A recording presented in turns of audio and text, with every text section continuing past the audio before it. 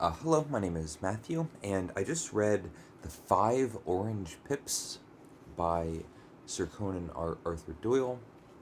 This is part of my read along series that I'm doing with Steve Donahue. In the month of March, we're reading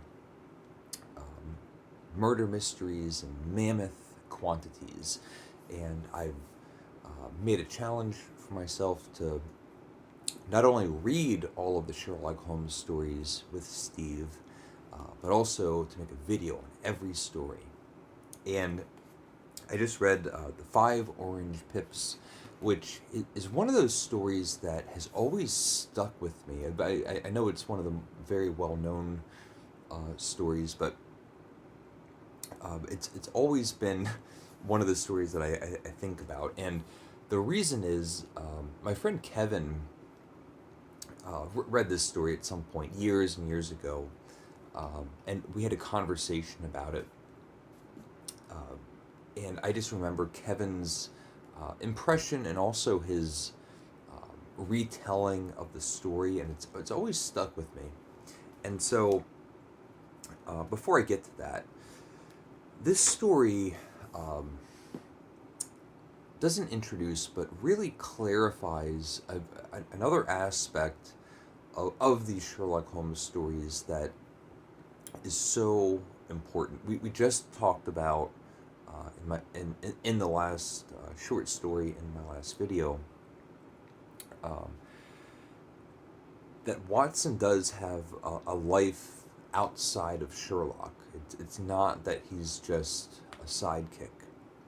He has a practice, he has a profession, a family, and a personal life outside of Sherlock.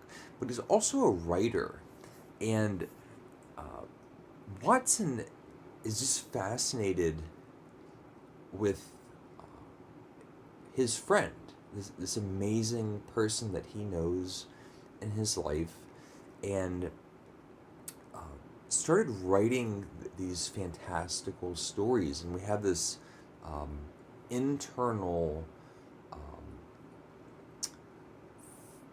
fictional setup where not only are we reading the stories, but in the world of Sherlock Holmes, Watson is writing stories that the public is reading, and it's increasing Sherlock's reputation, and people know that this is the amazing Sherlock Holmes, and we have the inside scoop because it's not like we have access to all the stories that Watson has written. We get hints throughout all the stories that um, he's written more than the stories that we have as readers available to read.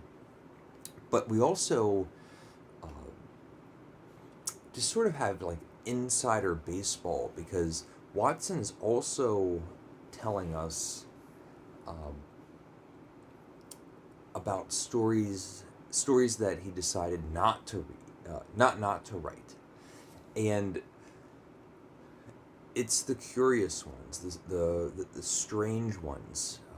He mentions a whole handful of stories that might have been in the public eye, but were not quite as interesting because um, Sherlock uh, has this high reputation and can just solve so many things um, offhandedly. Just, oh, well, it's obviously this, and um, things like that. And this story, the opening exposition, instead of being in the apartment in Baker Street or being at home, this story we're at the writer's desk. The five orange pips. We're at Watson's writing desk, where as the reader he's deciding um, of the whole handful of stories that he might want to share.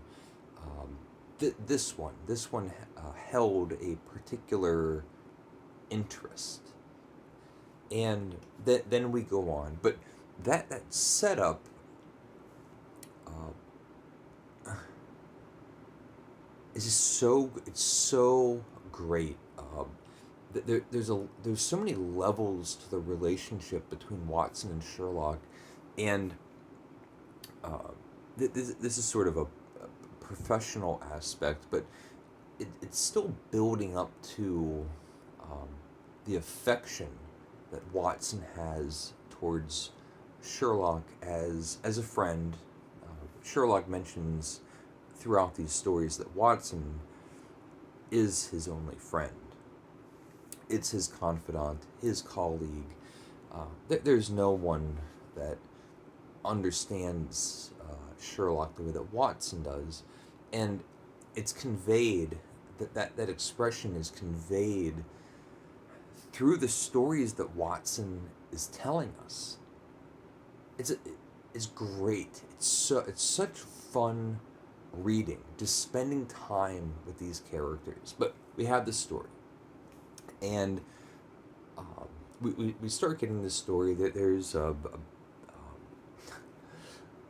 I keep thinking of my friend Kevin, his reaction, um, but uh, somebody shows up and they start regaling Sherlock with the backstory. He has his father that was in America, and he's naming the states that he was in, and um, having a profession and making money and making a name for himself. And one day he gets an envelope and has five orange pips in it.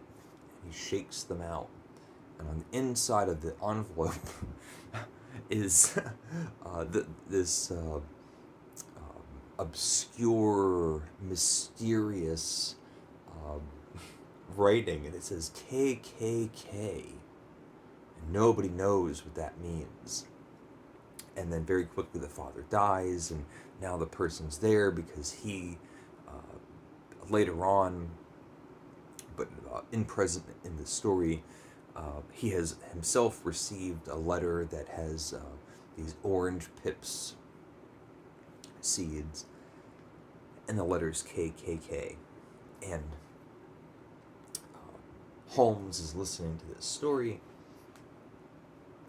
because, well, we have to make haste. There's no time to waste, and I have to send you off and do exactly what I say, all those sorts of things.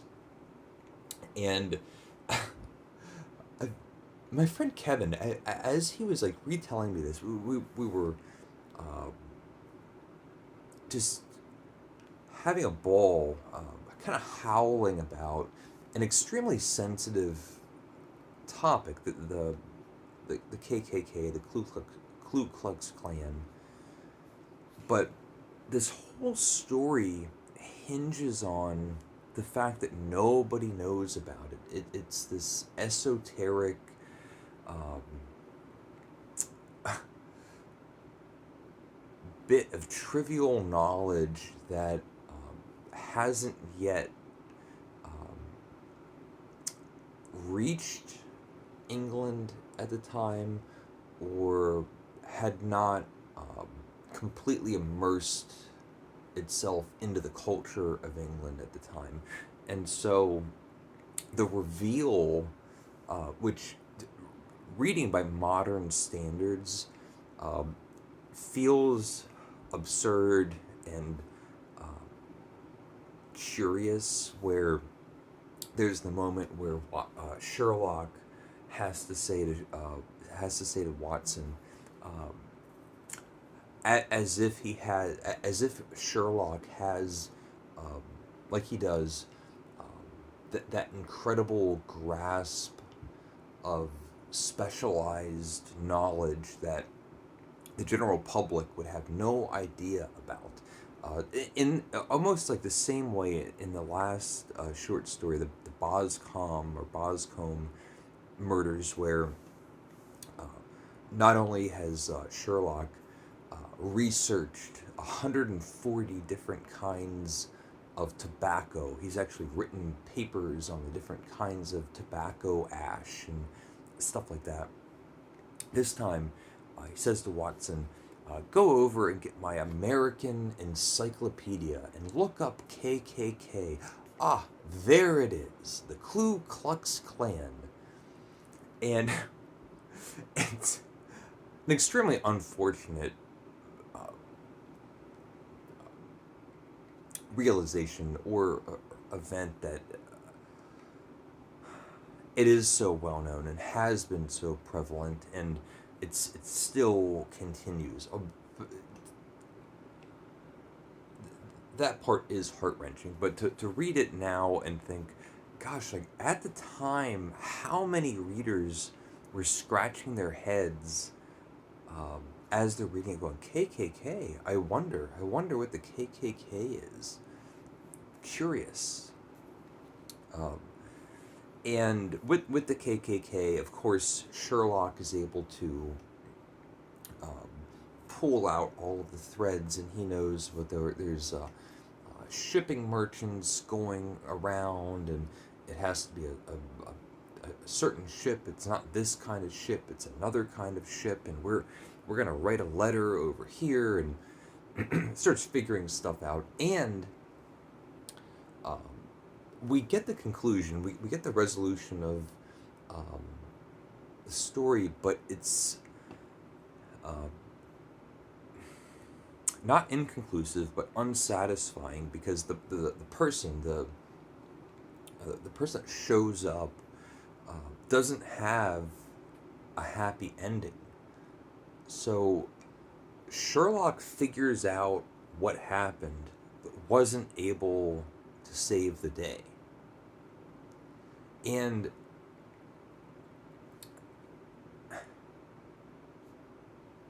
this is a story that Watson decided to tell us.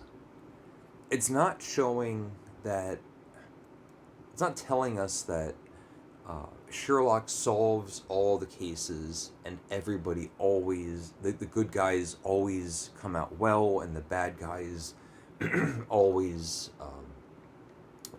meet their fate. It's just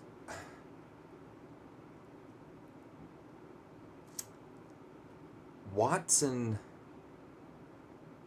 watching Sherlock in this story. It's not so much about the introduction of a character getting their due at the end.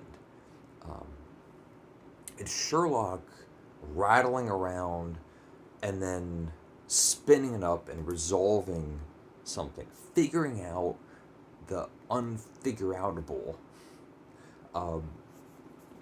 And rereading this, all I could think about was my friend Kevin and the conversation that we had. I just tried to call him, but he has a family, and I'll talk to him soon. But the adventure of the 5 orange pips, such great fun. Again, just has everything. I love it. So if you've read it, if you've read any of the Sherlock Holmes stories, anything like that, please leave a comment if you would like. And thank you for watching, and take care.